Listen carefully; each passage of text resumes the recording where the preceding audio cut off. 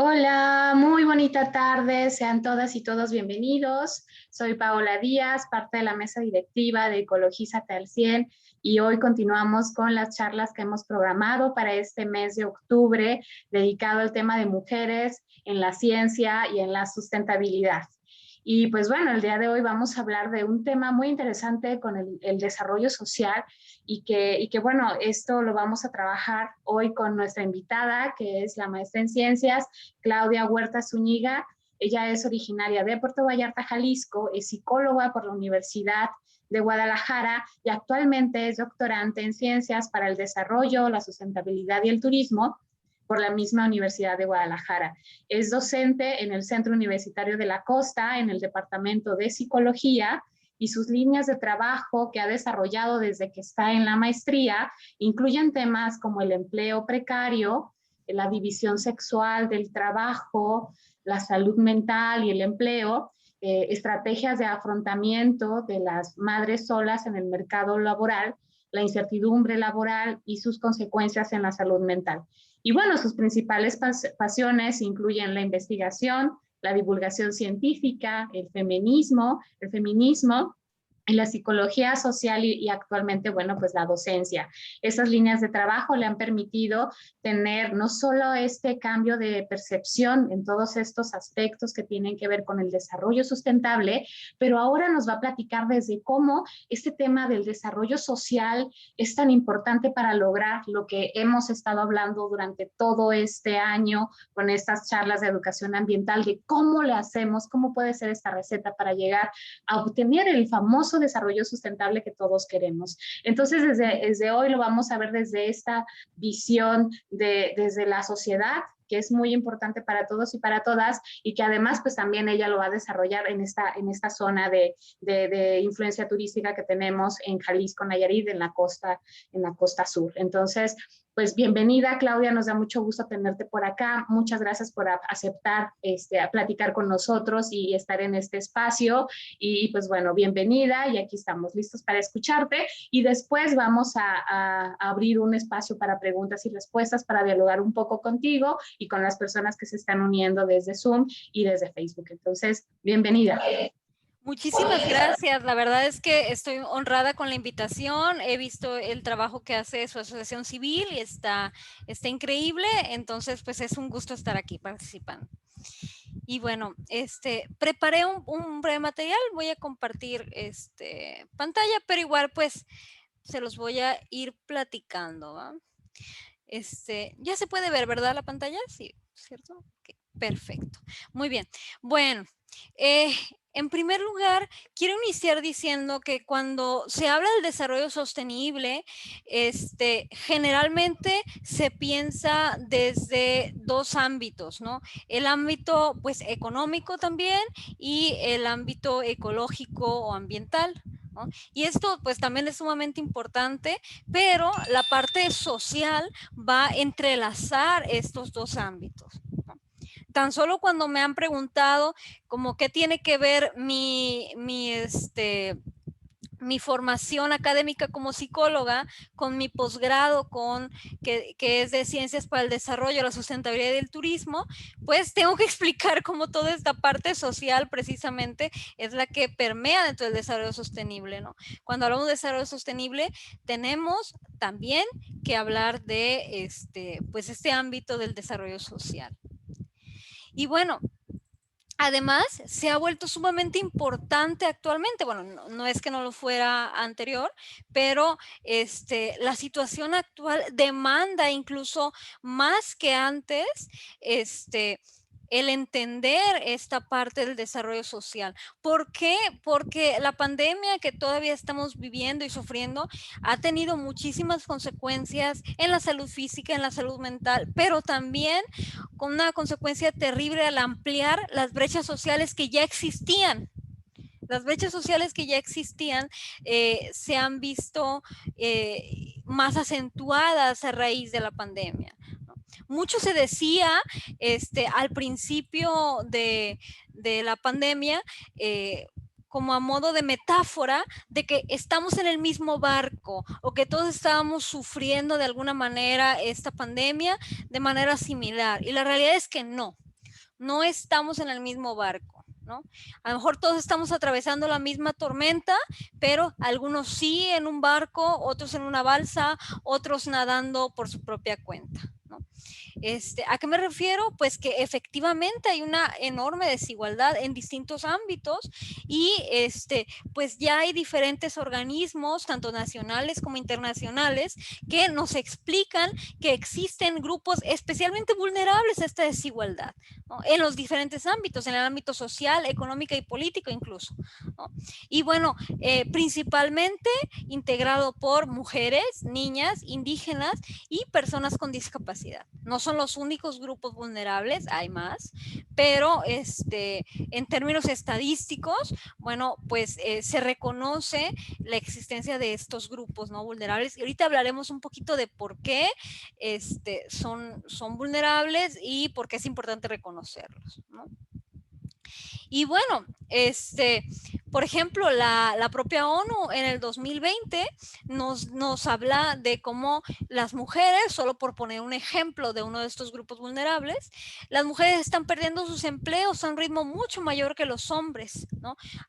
Por el mismo efecto de la pandemia, ¿no? En esto coincide la Organización Internacional del Trabajo, que también en 2020 agrega que el 70.4% de las trabajadoras domésticas están afectadas por las medidas de la cuarentena porque sus trabajos eran informales, y sin prestaciones, sin ningún tipo de seguridad social. Y bueno, cuando llegó la pandemia fueron de las primeras afectadas, ¿no? Por disminución de la actividad económica, desempleo o reducción del horario de trabajo y con ello pérdida de salario. Es decir, tan solo por poner este ejemplo, nos podemos dar cuenta cómo estos dos organismos reconocen que en el ámbito económico hay una brecha muy grande entre hombres y mujeres, dado el tipo de empleos al que pueden adquirir, los salarios que reciben, las posibilidades que tienen para pues concretar una vida profesional más segura y estable. Y bueno, con ello, otros autores ya desde antes, ¿no? Desde el 2000, Young nos dice que pues ha quedado de manifiesto la importancia de luchar contra todas estas desigualdades, ¿no? Nos dice, es importantísimo porque todos ganamos cuando luchamos contra estas desigualdades, ¿no? Ganan las personas que pertenecen a estos grupos vulnerables, pero también ganamos todos los demás, ¿no? Y nos dice que esta lucha no debe remitirse únicamente a la reducción de pobreza o a la lucha contra la exclusión, ¿no? Para él, esta lucha se debe lograr a través de algo que él llama inclusión social y que esta inclusión social la entiende como un concepto bastante extenso en donde se busca activamente tener ciertas acciones estructurales para reducir diferentes problemáticas sociales, ¿no? Por ejemplo, la falta de participación y poder político de ciertos grupos, como de los grupos indígenas que tienen poca representación política, o grupos de diversidad sexual, incluso personas con discapacidad que tienen poca representación política, ¿no? Desempleo juvenil, el desempleo en general y la precariedad laboral, el racismo, la intolerancia cultural, la explotación económica y un largo etcétera, ¿no?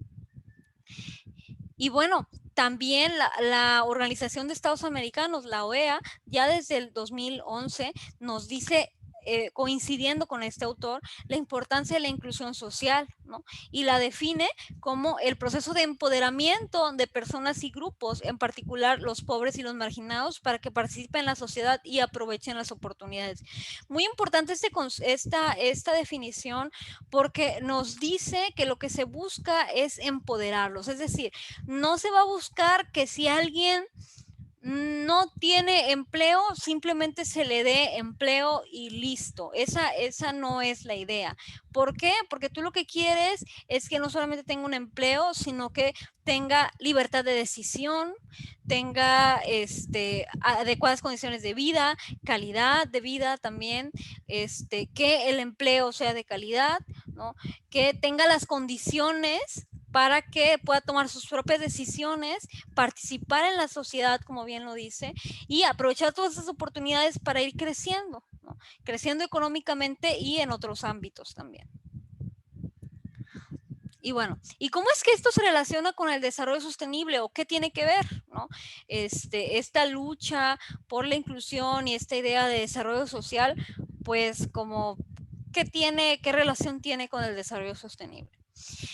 Bueno, pues el problema es que las situaciones que se presentan, las injusticias sociales, no son este, no son situaciones aisladas o unilaterales, ¿no? Sino que están interrelacionadas y son multicausales, ¿no? Y por lo tanto, tiene un impacto en diversos ámbitos de la vida. Es decir, si yo no logro tener acceso a una educación de calidad, eso va a repercutir en mi participación política. Y si yo no tengo participación política, pues entonces los problemas que me aquejen a mí o a mi comunidad, seguramente no los voy a hablar, no los voy a abordar, ¿no? Y si no abordo esos problemas, pues entonces seguramente eso llevará a lo mejor a ciertas condiciones de vida precarias, ¿no? En donde yo no tenga acceso a ciertos servicios o a ciertos beneficios que otros sectores de la sociedad sí podrían tener. Entonces, pues los problemas entonces que aquejan a la sociedad, como bien dijimos, pues no son cuestiones aisladas, ¿no? Y están interrelacionados y tienen un impacto en diversos ámbitos de la vida. Para ejemplificar eso, el Banco Mundial ya desde el 2013, ya tiene buen rato hablando del tema, a modo, pues sí, de analogía y de ejemplo, nos reflexiona sobre cómo las muertes innecesarias o prevenibles, vaya, de mujeres indígenas durante el parto son, y cito, un síntoma de su falta de acceso a tierras, bosques y participación en sus comunidades. Y uno podría pensar, pero entonces, ¿qué tiene que ver que mueran mujeres indígenas durante el parto? ¿Y qué relación tiene con el acceso a tierras, bosques y participación en sus comunidades? ¿No?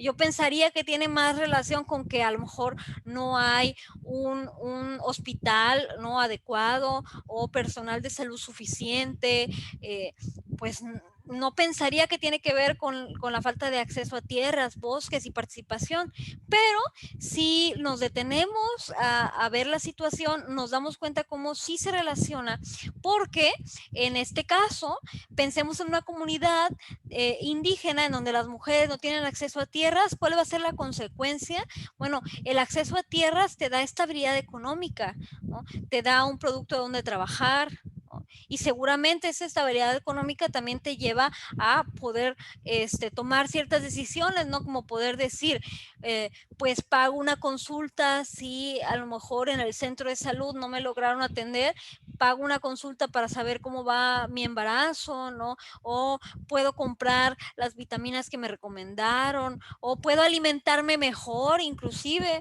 ¿no? Porque pues no me está haciendo falta lo más básico, ¿no?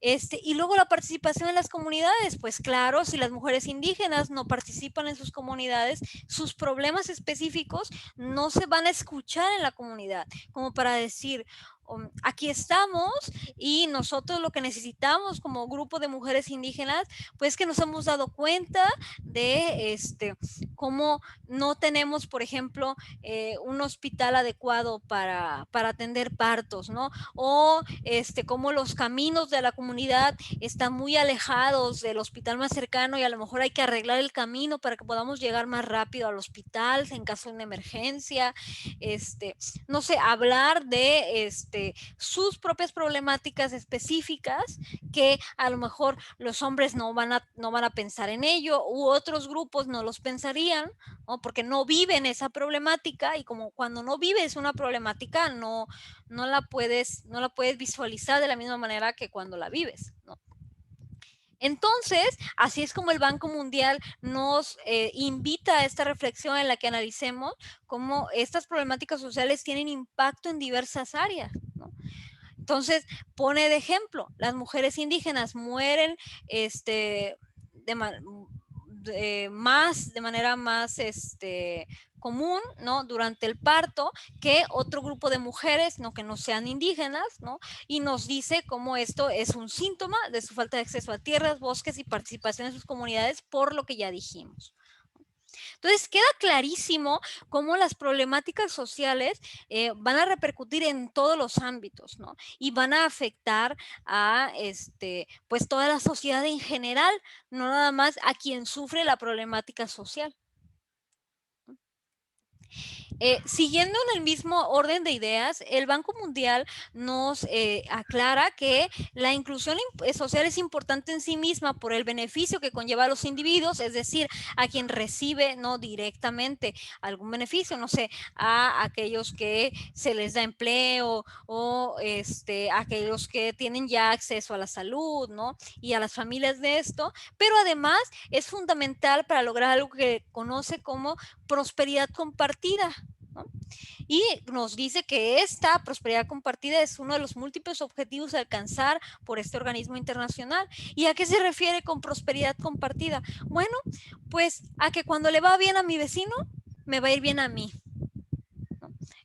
Así de sencillo lo podríamos decir, y creo que si algo ha quedado claro a raíz de esta pandemia es cómo somos interdependientes, ¿no? Lo que sucede a mi alrededor tarde o temprano va a tener un impacto, ¿no? Y si en mi comunidad varias personas perdieron el empleo o se enfermaron o no tienen cierta calidad de vida, va a tener un impacto en mí y en la comunidad inevitablemente, ¿no? Ya sea a corto, mediano o largo plazo, pero va a impactar, ¿no? Entonces nos dice, lo que hay que lograr es esta prosperidad compartida. Cuando pensamos en comunidad, cuando pensamos en el otro, nos beneficiamos también nosotros. Incluso si lo podemos pensar, hasta es una forma egoísta, ¿no? De yo quiero que estés bien para estar bien yo, ¿no?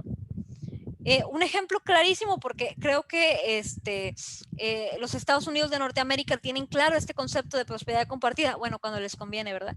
Pero, por ejemplo, a México, ¿qué hicieron con la frontera? Les regalaron dosis de vacunas de Johnson Johnson para que toda la comunidad se vacunara, incluso antes de lo que el resto del país, que no vivimos en la frontera, nos vacunamos, ¿no? ¿Por qué hizo esto? Porque dice, a ver, yo quiero entonces que de este lado de la frontera, que compartimos negocios en común, que compartimos vida en común, que vamos a tener contacto, estén protegidos, ¿no? Y además quiero que vaya empezando a activarse económicamente, porque si la frontera se activa económicamente, ¿qué creen? Va a impactar también a su país y va a impactar al resto de México, aunque nosotros no vivamos en la frontera.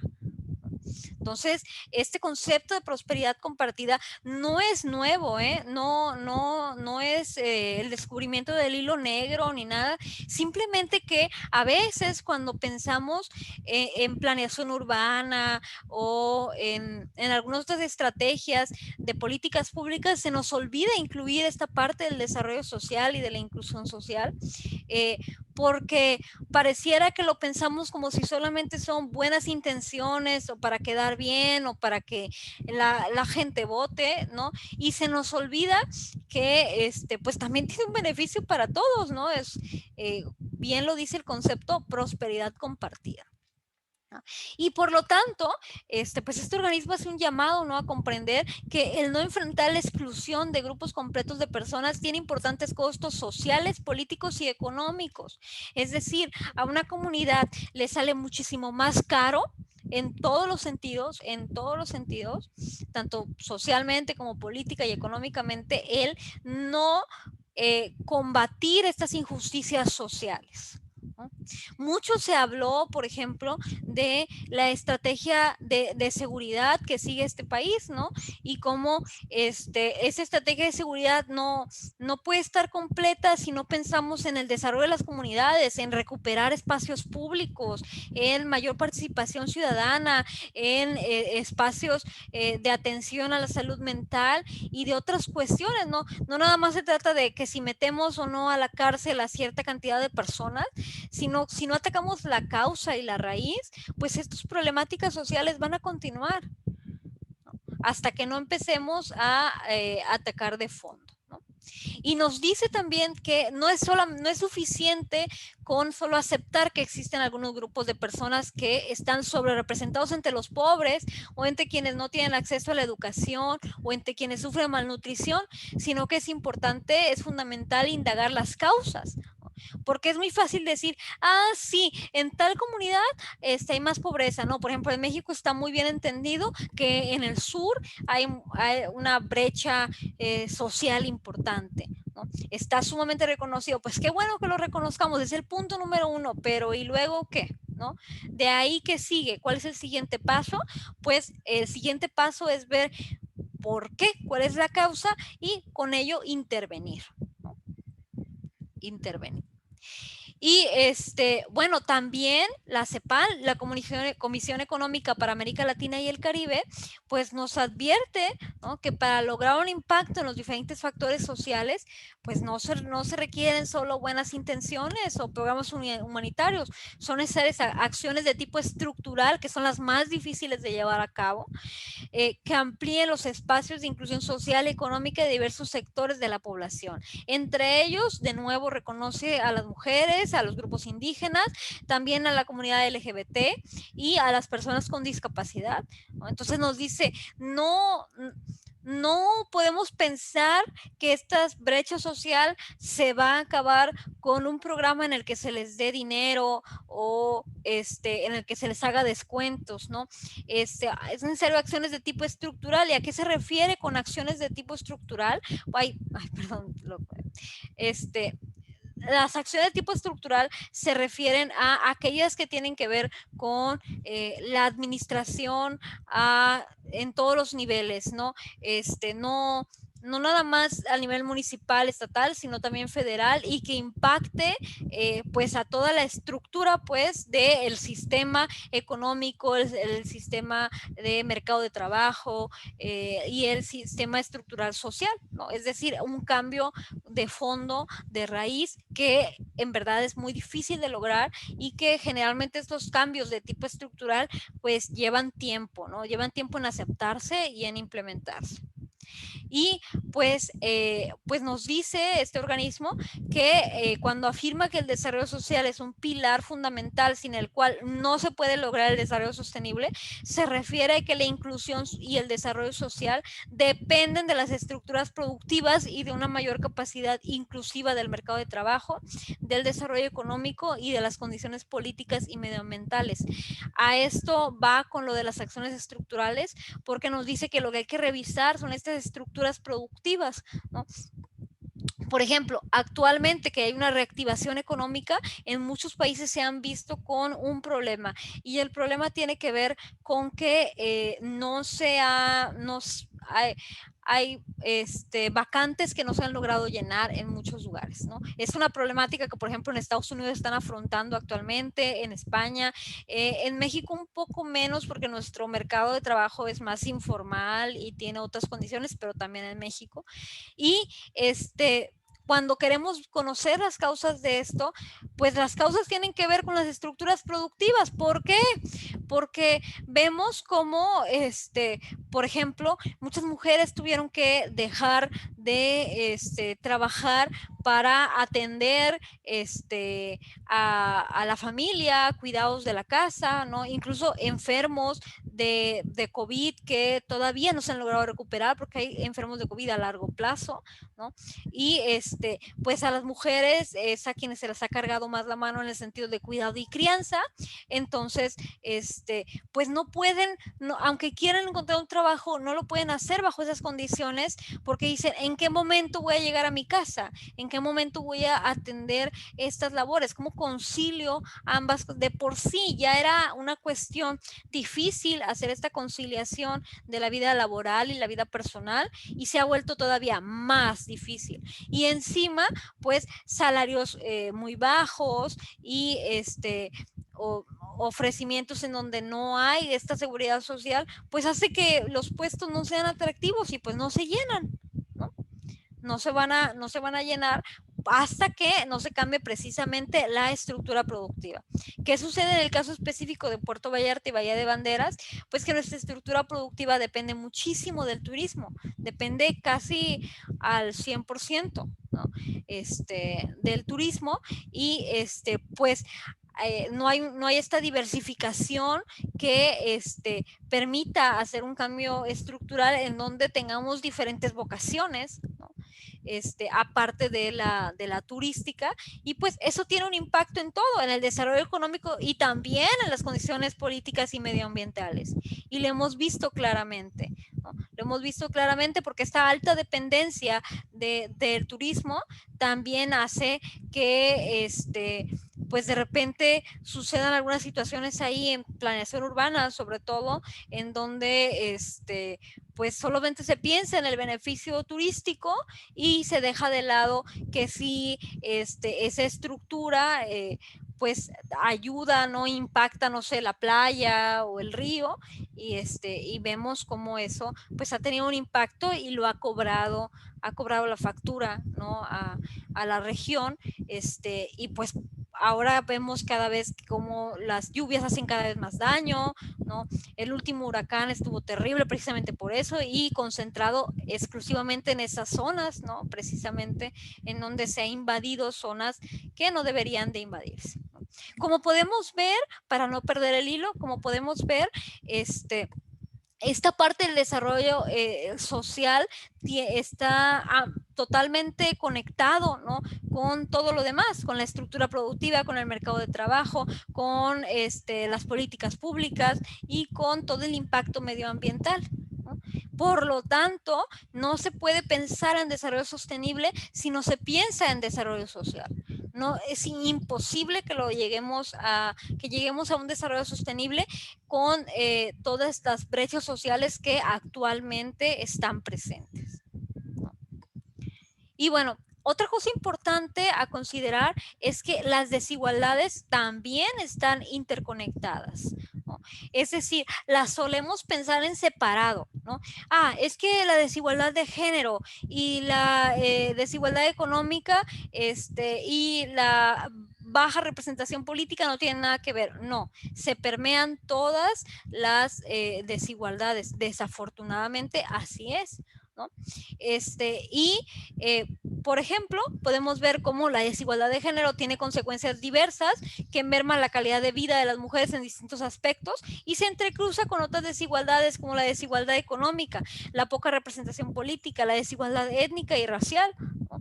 Y pues no es algo que nosotros digamos, ¿no? Ya los organismos internacionales lo han estado estudiando y varios expertos también desde hace bastantes años, ¿no? Cómo estas desigualdades están entrecruzadas. Y bueno, en el caso específico de América Latina, pues tenemos ahí un reto muy importante en nuestra región en cuanto a estas desigualdades, ¿no? Sobre todo, la CEPAL nos señala que un desafío central es integrar y mejorar las mediciones de las características étnicas y raciales de la población en las encuestas de hogares oficiales para visibilizarlas y aportar información adecuada para la formulación de políticas públicas en las diversas áreas del desarrollo social. Y es que América Latina es una región diversa en el sentido étnico y racial, pero a veces no se reconoce esta diversidad. Tan solo en México no hace mucho que se empezó a hablar de los afrodescendientes, mexicanos que son afrodescendientes, ¿no?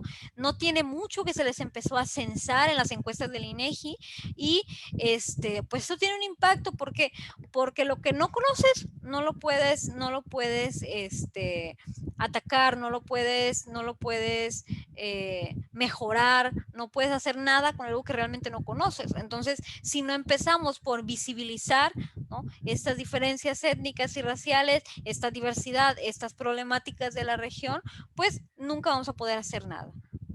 Entonces, se hizo ya un importante avance en ese sentido en México, porque ahora ya se reconocen otras diversidad étnica y racial al hablar de los afrodescendientes, ¿no? Y de las problemáticas específicas que como grupo étnico han ido afrontando.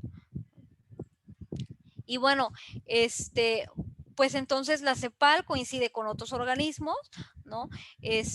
Al señalar que la superación de la pobreza y la reducción de la desigualdad es un imperativo ético y humano, pero también constituyen pilares para lograr esta Agenda 2030 para el Desarrollo Sostenible planteada desde la ONU, ¿no? Entonces, no nada más se trata de algo bonito y ético y muy humano, tratar de luchar contra las desigualdades, sino que también tiene un impacto en todas las áreas.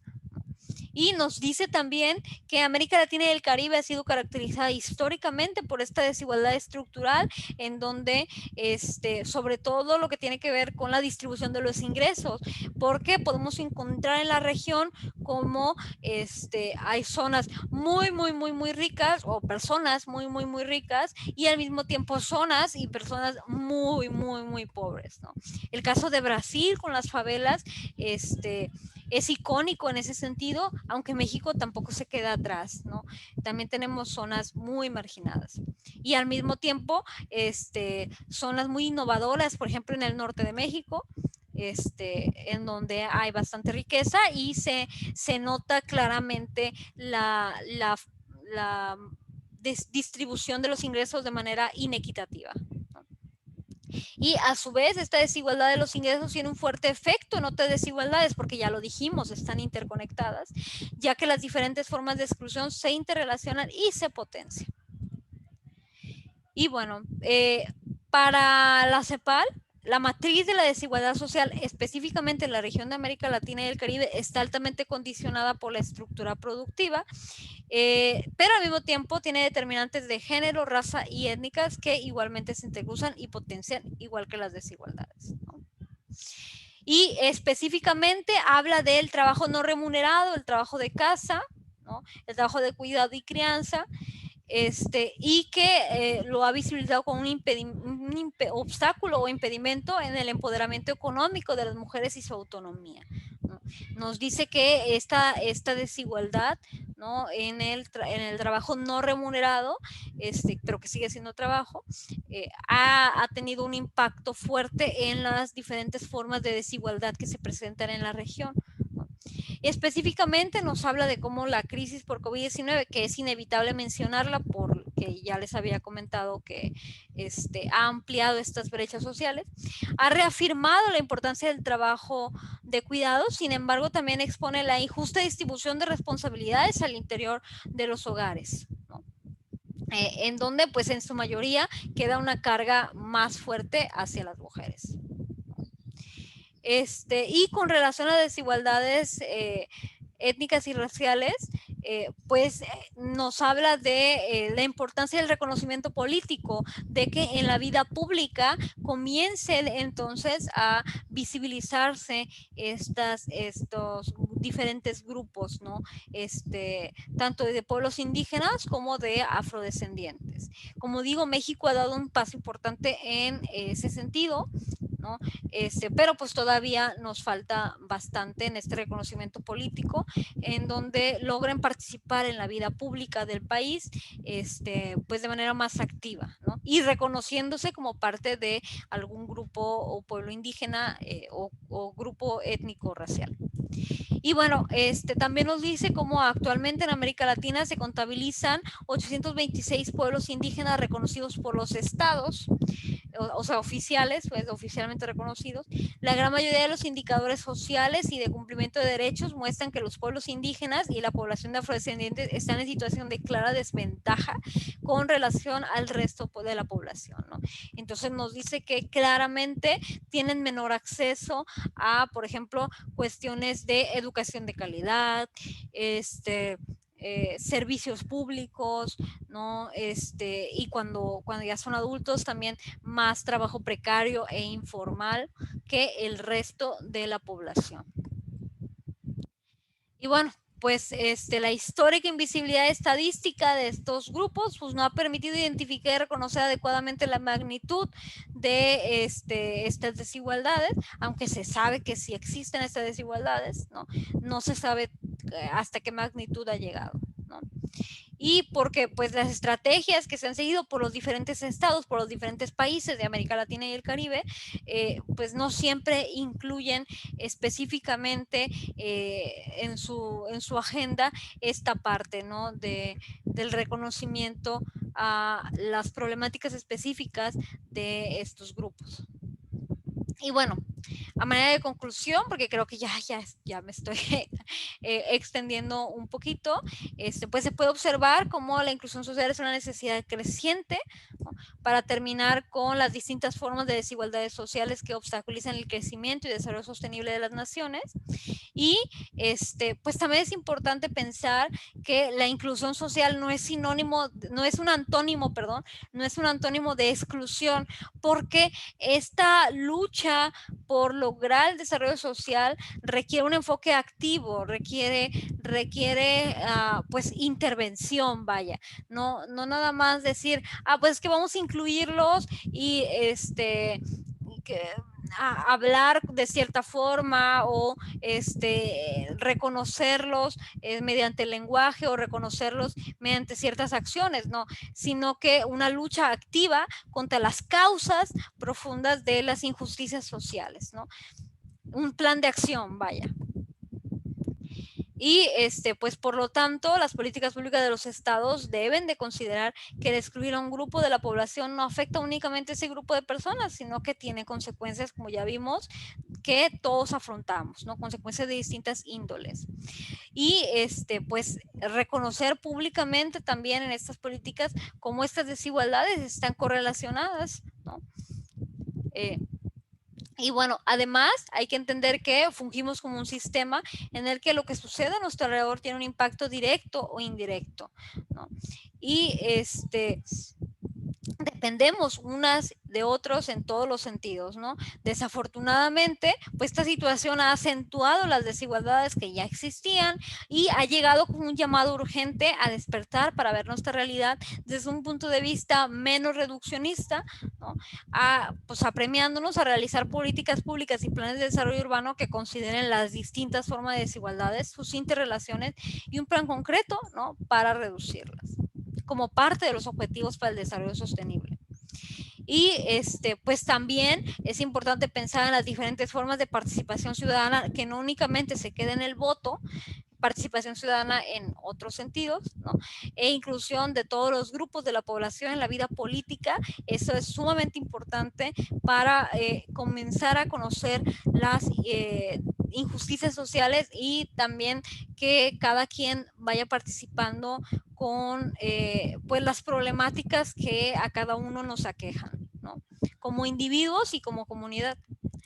Y cuando todos, sin excepción alguna, ejercemos nuestro derecho y obligación de participar diligentemente en la vida pública del país, ¿no?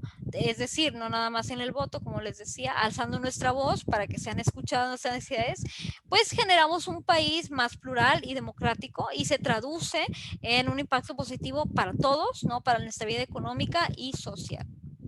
Y bueno, con esto me despido, no sé, quedo a sus órdenes por algunas dudas, que sigamos platicando del tema y demás, pero pues de mi parte sería todo por lo pronto. Muchas gracias, Clau. Creo que es muy, muy importante esto que nos ha manifestado Claudia el día de hoy. El tema de empezar a poner temas en la mesa. Es tan importante esta visibilización porque así como bien dijo en toda esta conversación, inicio de conversación, Claudia, el hecho que lo pensemos como muy lejano de que existe, también lo aleja de esta realidad, si no lo ponemos en la mesa. Creo que los que trabajamos temas ambientales, lo primero que nos pasa cuando llegamos a una localidad, sea urbana o sea rural, es que no van a tener un interés por hacer un cambio pensando en temas ambientales si tienen hambre, Claro. si tienen violencia en sus hogares, si tienen escasez de X de todo tipo, ¿no? Entonces, cuando tú logras entender que si no atiendes primero esas problemáticas, por ende y por bolita de nieve, se te va a venir el tema del desarrollo en automático, desarrollo sustentable, ¿no? Y creo que esto que nos pone Claudia para poder disertar y para poder modificar en estos, es tan importante hacerlo visible. Y bueno, decirles a las personas que tenemos aquí en Zoom y en Facebook que vamos a abrir un espacio de preguntas. Voy a iniciar con una que ya lanzaron. Aunque no lo mencionaste, están preguntando, aparte de agradecerte por compartir, es que cuáles pueden ser esas estrategias que se tengan que establecer de inclusión en el marco del Acuerdo de Escazú, por ejemplo, que tiene, no sé si conoces el acuerdo, pero el acuerdo tiene unas estrategias muy interesantes desde el lado, desde la inclusión de las mujeres, el acceso a la información, que parte para poder participar. Necesitas estar informado. Si no lo estás, difícilmente te llega esta intención de tener este esquema de participación si no lo estás. Y otra de las preguntas que aparece es que ¿cuánto puede llevar el cambio en las estructuras políticas? O sea, digo, bueno, sé que son muy amplias, Claudia, pero bueno, ¿cómo puede ser esta resumen de qué cosa podría verse en ese espacio? Pues miren, con respecto a la segunda pregunta, quisiera iniciar por ahí. Un cambio estructural puede llevar pues generaciones, realmente no es tan sencillo. Un cambio estructural tiene que ver también con un cambio de mentalidad, ¿no? Por ejemplo, solamente por pensar, si queremos implementar la cultura del reciclaje, seguramente al principio será como a fuerzas, a lo mejor poniendo sanciones, y vamos a saber que hay un cambio estructural cuando la gente, aunque no la sanciones, aunque no la estés vigilando, va a tener en cuenta y va a pensar, voy a necesitar separar la basura, ¿no? Otro muy buen ejemplo, lo que ha sucedido con el hecho de que ya no dan bolsas en los supermercados, ¿no? ¿Cómo nos ha costado trabajo? Bueno, no sé, pero a mí, por ejemplo, de repente se me olvida que tengo que llevar mi bolsa al súper, ¿no? Y de repente me veo con todas las cosas, digo, ay, pues debí haberme traído una bolsa, ¿no? Porque apenas nos estamos acomodando a ese cambio estructural, y cuando ese cambio estructural ya esté, lo que va a significar es que yo ya no lo voy a pensar, ya lo voy a ver como parte de mi cotidianidad, algo que antes era nuevo, ya lo voy a ver como parte cotidiano, ¿no? Así como nos acostumbramos al cubrebocas y ahora es muy común y ya lo pensamos, pues así nos acostumbramos a otras formas, ¿no? Otras formas de actuar y de pensar. Por ejemplo, en cuanto a las injusticias sociales, un cambio estructural tendría que ver con ver los empleos que son mal pagados y dejar de verlos como, pues, aunque sea es una oportunidad, porque pues lo bueno es que tienes empleo, ¿no? Deberías agradecer que tienes empleo, dejar de tener esa mentalidad y pensar, no, y como, ¿por qué tendría yo que estar apenas sobreviviendo con mi salario? Y pensar que es normal que no llego a fin de mes y que estoy contando los centavos, porque aunque trabajo muchísimo, no puedo pagarme ni lo más básico, ¿no? Como porque eso sería normal. Entonces, este cambio estructural puede llevar generaciones. Realmente no puedo decir como de, 5 años, 10 años, porque estaría mintiendo, porque es que dependerá mucho de qué tipo de cambio se quiera someter, pero lo que sí es cierto y he reconocido es que generalmente lleva pues generaciones, ¿no? Por eso los pensamientos son distintos entre las generaciones, porque generalmente tienen que ver con un cambio de estructura, con un cambio de mentalidad, con un cambio de perspectiva de la realidad. Entonces, no podía responder como cierto tiempo, pero sí saber que pues va con un cambio de generación. Lo otro, en cuanto a estrategias, creo que hay muchísimas cosas. Lo primero que nos compete, yo creo, y porque incluso lo mencionaste bien, Paola, es conocer, tener información. Por ejemplo, muy pocas veces conocemos realmente cómo funciona nuestro ayuntamiento. ¿Quiénes son los regidores? ¿Quiénes son los senadores? ¿Quiénes son los diputados? ¿Qué están haciendo? ¿Cuál es la diferencia entre senador y diputado? ¿Por qué hay unos y por qué hay otros? ¿Por qué hay estatales y por qué hay federales? ¿Cómo funcionan? ¿Qué trabajo tienen? ¿Quién me representa? ¿Qué es un partido de derecha? ¿Qué es un partido de izquierda? ¿Con qué ideología me llevo mejor yo, ¿no? O con qué, sí, con cuál concuerdo más, ¿no? Pareciera como que no tiene nada que ver, pero el conocer esto nos va a permitir entonces involucrarnos en la situación, nos va a permitir que cuando suceda algo, no nada más me voy a quejar de que sucedió algo, sino que ya sé, pues en el ayuntamiento hay tal área en el que puedo ir y puedo proponer y puedo decir, o sabes qué, el regidor fulanito le corresponde esto y a él lo voy a decir, ¿no? Conocer cómo funciona nuestra estructura, aunque a veces nos disgusta, aunque nos es tediosa, aunque a veces nos hace enojar, ¿no? Pero conocerla creo que es la primera estrategia para este desarrollo social. Porque ¿qué es lo que pasa? Que las problemáticas las tenemos muy bien reconocidas. Sabemos perfectamente las problemáticas. Pero cuando pensamos, ¿y a quién voy a acudir? ¿Y a quién debo de decirle? ¿Y a quién es el órgano competente? No tenemos idea. Entonces, comenzar a conocer eso, involucrarnos en eso, yo he considerado que, y creo que la literatura académica coincide perfectamente con esto, es el primer paso. Es el primer paso porque esta forma de participación te va a dar poder. ¿Cuál poder? Pues el poder de la información, de que tú sabes a quién acudir, que tú sabes a quién hablarle o a quién, a qué organismo le corresponde tal o cual situación. Y sí, a veces nos va a dar coraje porque no te van a hacer caso a la primera, porque a lo mejor vas a tener que estar insistiendo, porque a lo mejor no lo solucionas, sí, pero ya va a ser un cambio, porque cuando las autoridades se den cuenta que estamos informados de lo que está pasando y de cuál es su labor y que les vamos a exigir, ahí va a empezar un cambio, ¿no? Es como el tema de los impuestos, ¿no? Que muchos decimos, es que yo no pago impuestos porque se los roban. Pues sí, pero también se los roban porque tú no pagas impuestos y no exiges, porque si fuera tu dinero el que se están robando directamente, porque todos pagamos impuestos a través de los productos, pero me refiero a impuestos sobre la renta, a ISR. Si todos pagáramos impuestos sobre la renta, como que dolería un poquito más de lo que ya duele, ¿no? Y seguramente exigirías más, porque dirías, no, a ver, si estamos pagando para esto, ¿no? Entonces, ¿por qué mi calle no tiene luz, no tiene alumbrado? ¿No? ¿Por qué ese semáforo lleva un año sin funcionar?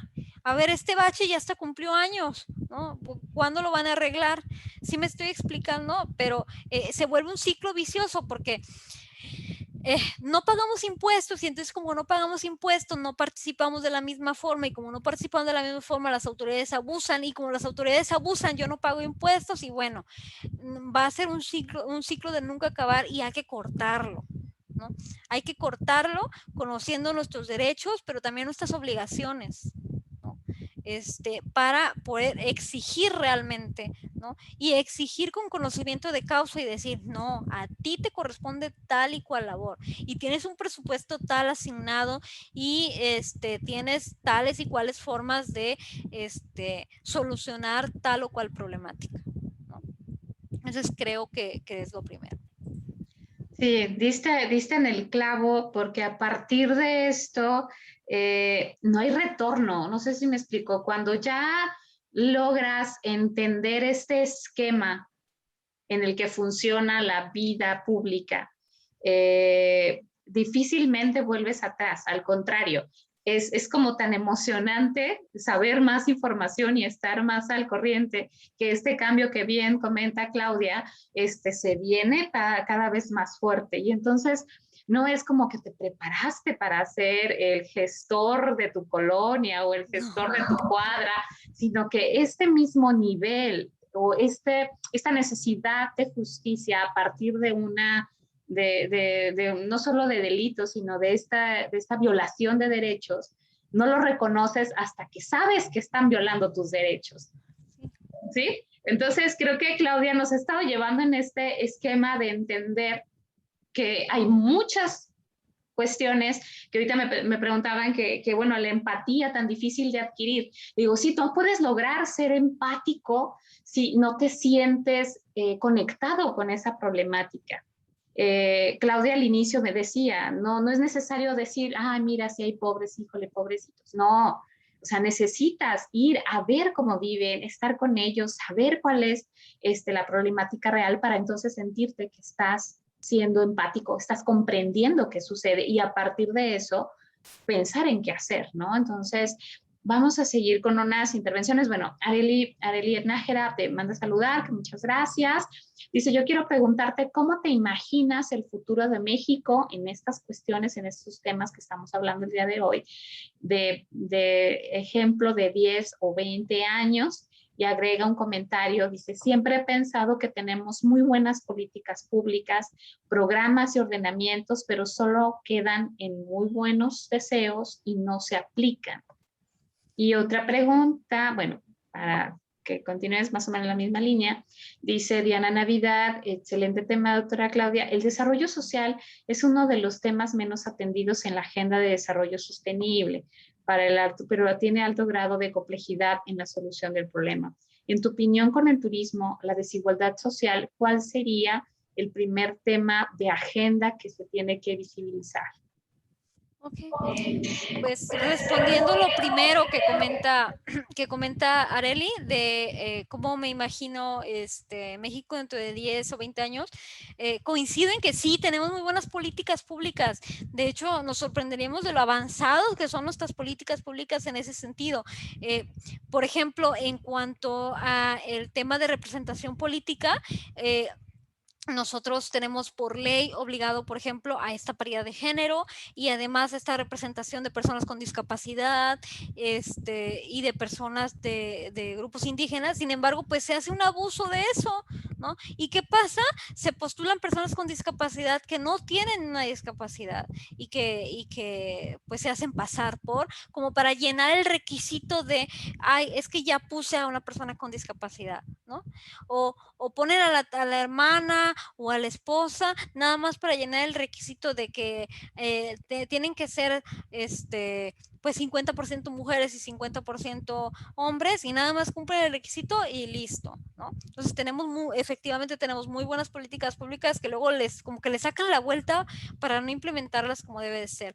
Sin embargo, yo sí creo que dentro de 10 o 20 años va a haber una mayor conciencia de estas desigualdades porque ya ha empezado a ampliarse un poquito más de esta participación ciudadana, porque hay que recordar también que venimos históricamente de otro tipo de autoridades que no permitían estas críticas y que no permitían este debate abierto que ahora hay de pues estar checando todo lo que hacen nuestras autoridades. Y es que si platicamos con gente, por ejemplo, que vivió durante otros tiempos, hace, no sé, 50 años, pues no criticaba lo que hacía el presidente, vaya, no criticabas las decisiones que se tomaban en tu ciudad y ahora por lo menos ya empezamos a hablar del tema, lo cual yo creo que es una muy buena señal para pensar que va a haber más participación, ¿no? Yo sí creo que va a haber más participación y lo que no pienso que va a ser una utopía que ya de repente ya todo se va a solucionar dentro de 10 o 20 años, pero yo sí veo a la gente como más despierta e involucrada en ese sentido, porque aparte las nuevas generaciones ya les interesa cada vez más este tema, ¿no? Los más jóvenes desde adolescentes se empiezan a involucrar, entonces yo sí creo que va a ser un mejor futuro en ese sentido por lo menos, ¿no? Aunque sí pienso que pues la corrupción va a seguir siendo un lastre durante mucho tiempo, ¿no? Desafortunadamente.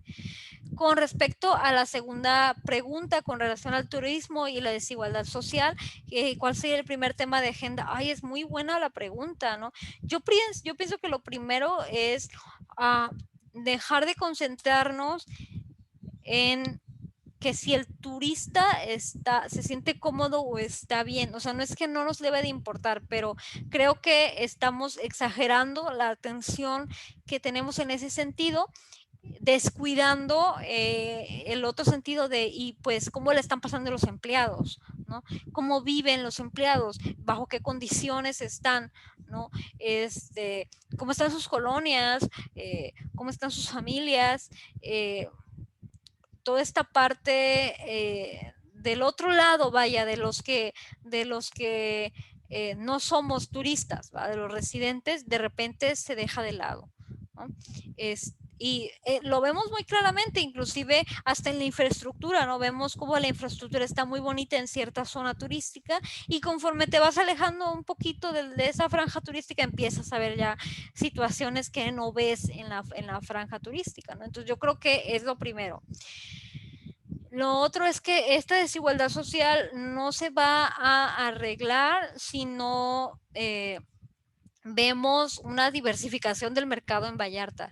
Definitivamente está ampliamente relacionado, ¿no? Yo creo que lo que se necesita en Vallarta es esta diversificación del mercado laboral, en donde ya no dependamos exclusivamente del turismo, ¿no? Porque creo que eso acentúa esta desigualdad social, ¿no? Creo que. Y también esta parte de ordenamiento territorial y urbano va a ser sumamente importante porque hay muchísima migración descontrolada, ¿no? Y esta migración descontrolada también tiene un impacto para la desigualdad social, ¿no? Y vemos como de repente pues hay zonas, pues bastante abandonadas, en donde no tienen ni los servicios básicos, ¿no? Y a veces ni siquiera son del todo regulares y pues obviamente sus condiciones van a ser muy diferentes a las condiciones de otros grupos, pues permitiendo esta desigualdad, que es lo que queremos combatir, ¿no? No sé si con esto respondo las preguntas, igual quedo atenta para más comentarios porque creo que el tema da para mucho. Sí, evidentemente da para mucho y creo que ampliando un poco el tema, los grandes desarrollos turísticos y mucho más los que son hiperlujosos, siempre van acompañados, que pareciese que es como el diseño de un anillo de pobreza muy marcado. Estos anillos de pobreza es donde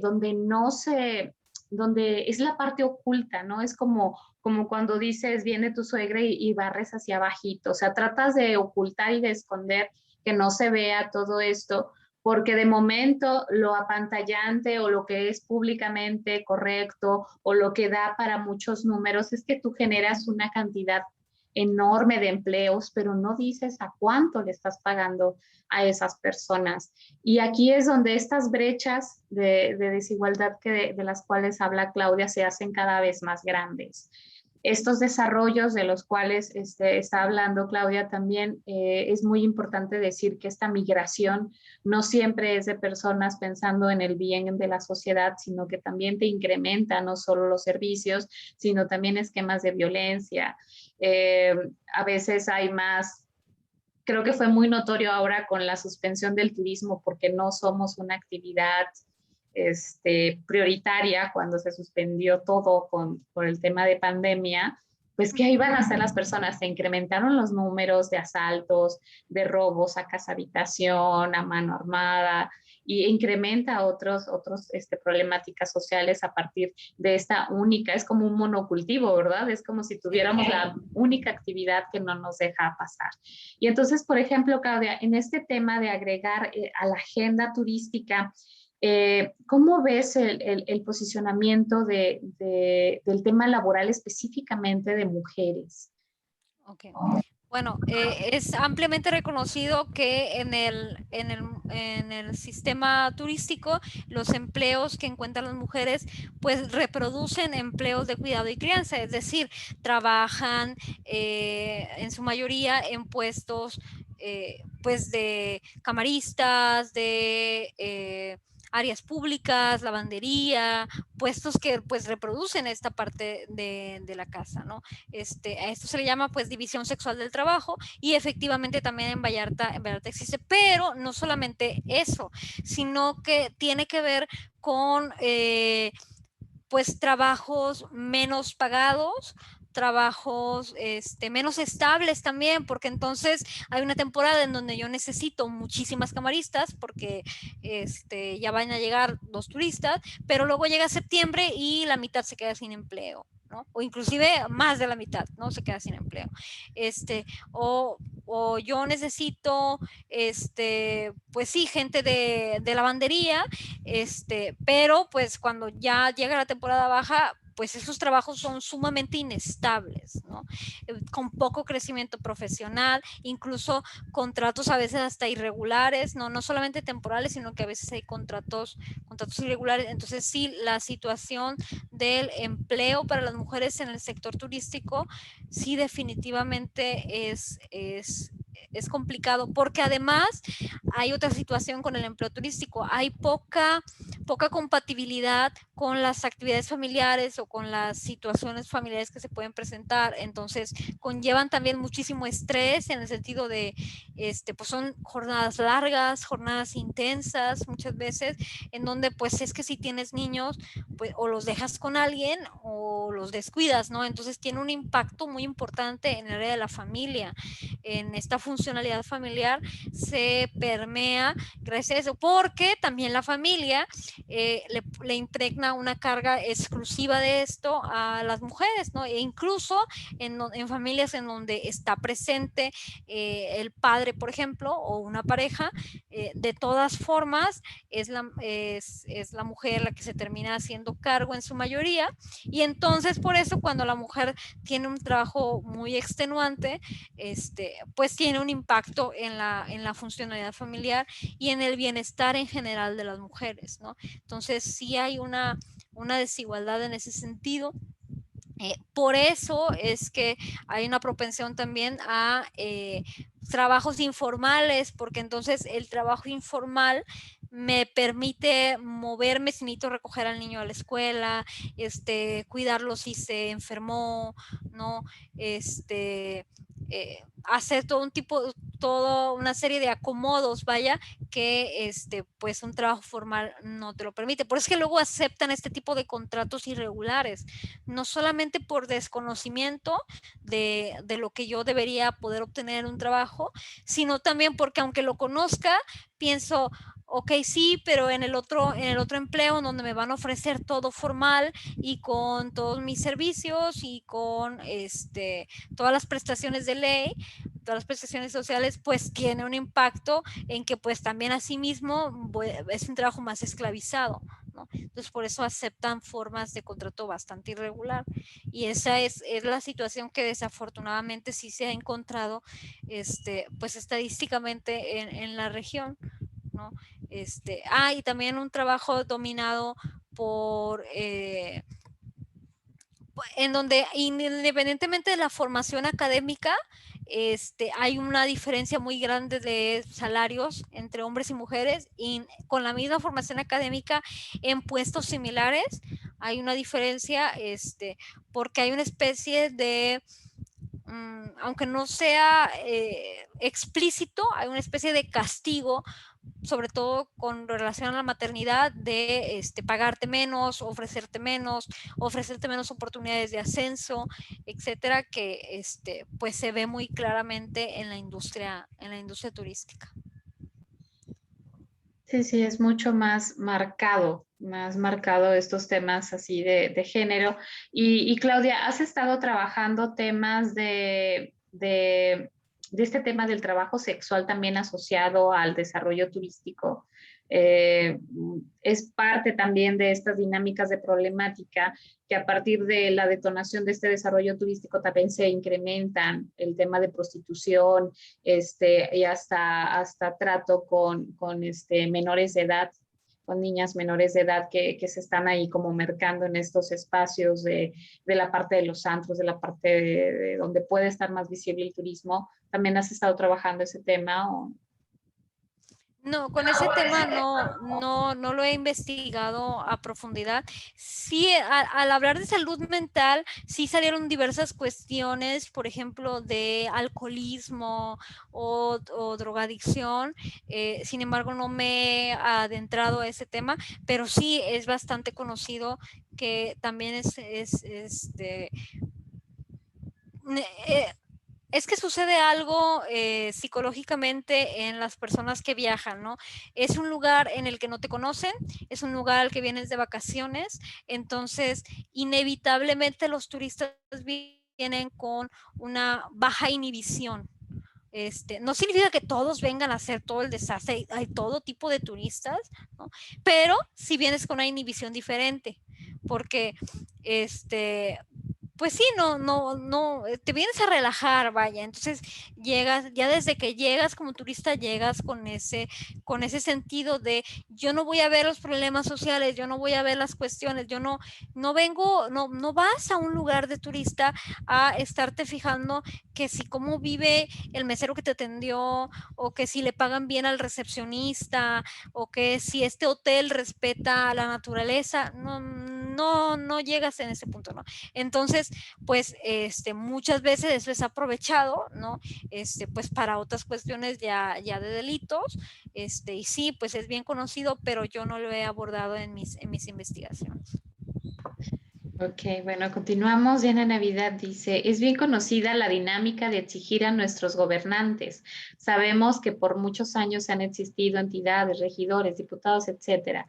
Aunada a la era en la que vivimos de acceso a la información, ¿crees que deberíamos replantearnos la factibilidad de estos entes y generar nuevas formas de dar seguimiento a las denuncias de la sociedad?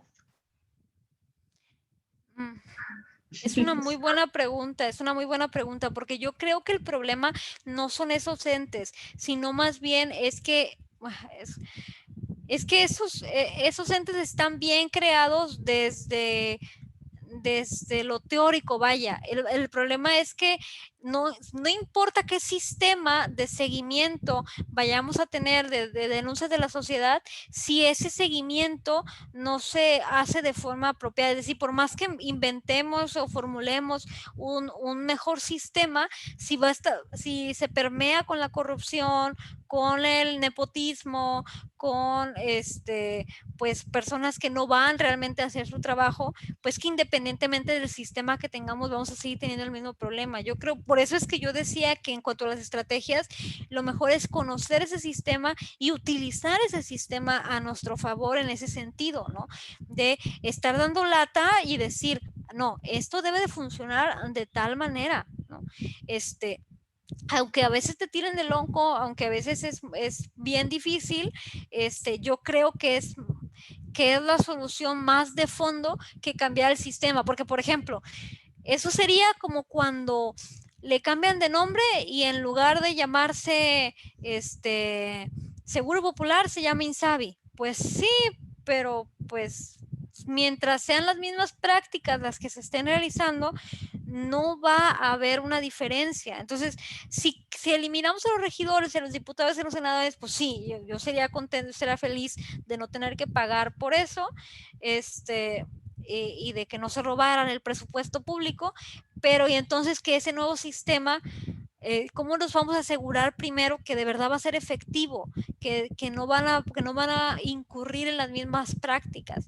Entonces, por eso yo creo que primero debemos de conocer el sistema que ya está y utilizarlos e involucrarnos, porque si no, aunque creemos otro nuevo sistema supuestamente mejor o que esté más elaborado, con esas prácticas va a seguir siendo lo mismo. Por eso es que se habla del cambio estructural en ese sentido, porque no va a bastar con que de repente eliminemos a los diputados o a los senadores si no vemos cómo todo esto pues está manchado con corrupción y con otras prácticas que pues al final también va a manchar al nuevo sistema que se genere, ¿no? Eliminando esos diputados y senadores. No sé si me estoy explicando, creo que le di muchas vueltas a la respuesta, pero sí en ese sentido.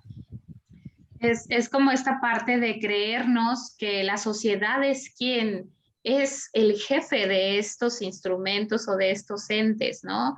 Creo que no hemos llegado la sociedad mexicana, que es el caso en el que estamos hablando el día de hoy, a creernos nuestro papel en la representatividad, en lograr que estos personajes cumplan realmente con la representatividad que es para la que están ahí sentados. Creo que esto que menciona Claudia es muy importante porque a fin de cuentas, si esta sociedad evidentemente ya está cambiando, ha tenido estas revoluciones, ya mínimo hay diversidad de partidos, aunque sabemos que todos son el mismo, pero ya mínimo lo hay. Hace 50 años solamente había un partido y había que votar pues, por el único, ¿no? No había ni más. Entonces ahora ya como quiera hay esta diversidad. Ya se comenzó a dar un paso en el despertar de ya mínimo la gente se interesa por exigirle al candidato mínimo agenda, ¿no? O temas. Antes no era ni necesario que tú vociferaras nada, total, ibas a ganar, eras el único, ¿no? Pero sí se están dando estos pequeños pasos y creo que la sociedad civil organizada es quien debe propiciar cada vez más estos enroques y en esta parte va como la siguiente pregunta para ti, Claudia. ¿Cómo ves este tema del trabajo de las organizaciones sociales para darle frente o quién debería ser el que debe estar dando el puntual cambio en esas estructuras de las cuales comentas? Sí, definitivamente la sociedad civil organizada es a quienes nos compete, ¿no? Yo veo que se ha hecho una labor sumamente importante en diversos ámbitos desde la sociedad civil. Definitivamente ha fungido como pues impulsor de muchísimas cuestiones, ¿no? Que tienen impacto en diversas áreas, ¿no? Para poner un ejemplo, la famosa ley Olimpia que castiga el acoso cibernético, y el hostigamiento sexual cibernético, ¿no?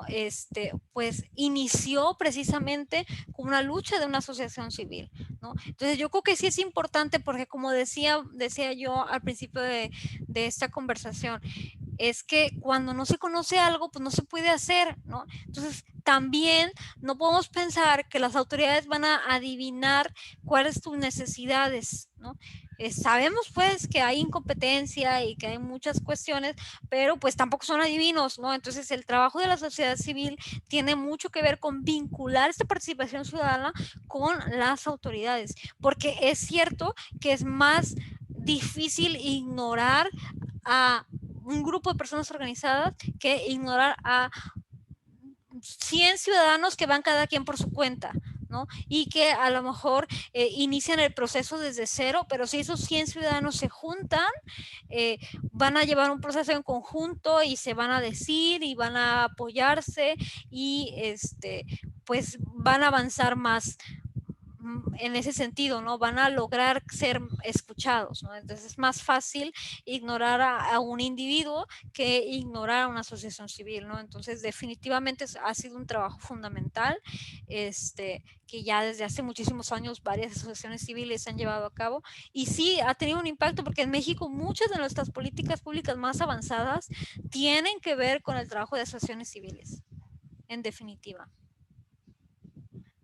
Sí, evidentemente estas agrupaciones no trabajan solas, son una representación de un nicho de la sociedad, pero también parte de su estructura es vincularse con el espacio público, con esta autoridad pública, y ese es el trabajo del ciudadano, ciudadana que trabaja en representación social. Y creo que el reto también para ellos es muy grande porque no siempre la política pública está como muy a favor de sí, por favor dime que cómo resolvemos el asunto, ¿no? Ahorita es como más de no, ustedes ya lo siento como invasivos, ¿no?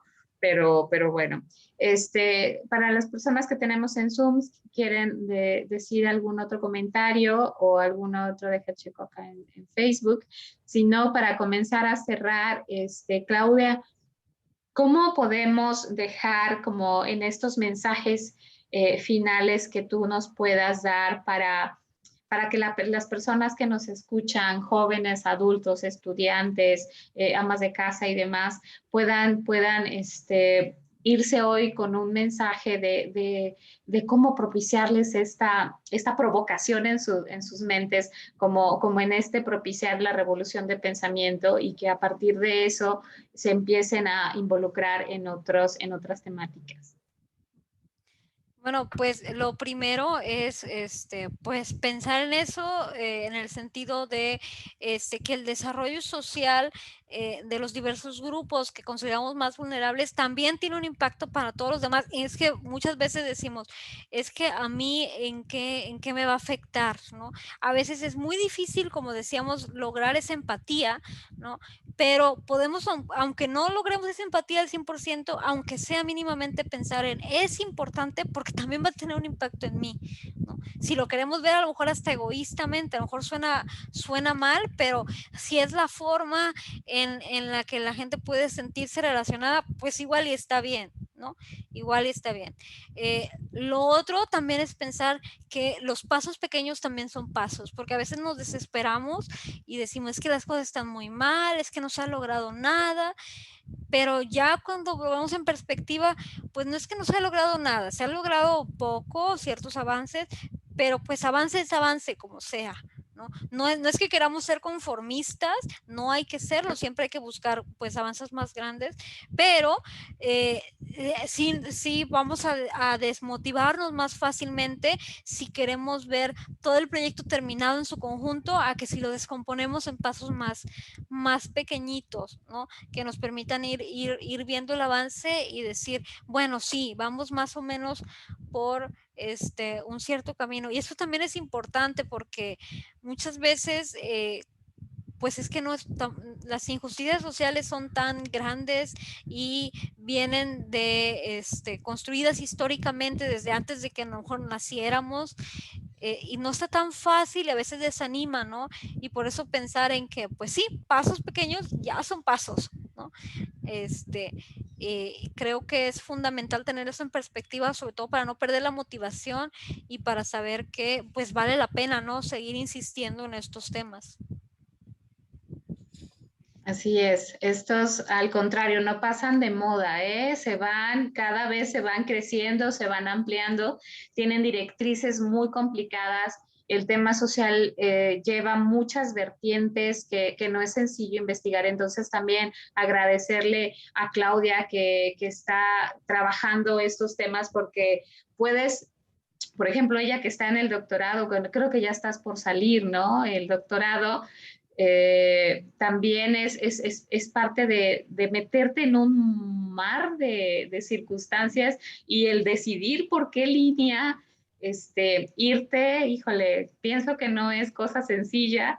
Eh, dicen que no, Claudia, no es cosa sencilla y entonces parte de estos datos son los que más nos hacen valorar que esta investigación se está haciendo, porque no solamente Claudia, como ustedes ven, es una mujer joven, sino que está muy involucrada en estos temas y mucho más involucrada en lo que debemos hacer porque si tenemos o no tenemos hijos, si tenemos o no familia, somos nosotros mismos los que nos vemos ahí representados y somos nosotros mismos los que vamos a ver si tenemos algún apoyo o algo que nos retroalimenta así de inmediato, ¿no? Entonces, por favor, hay que irnos como pensando en todos estos temas.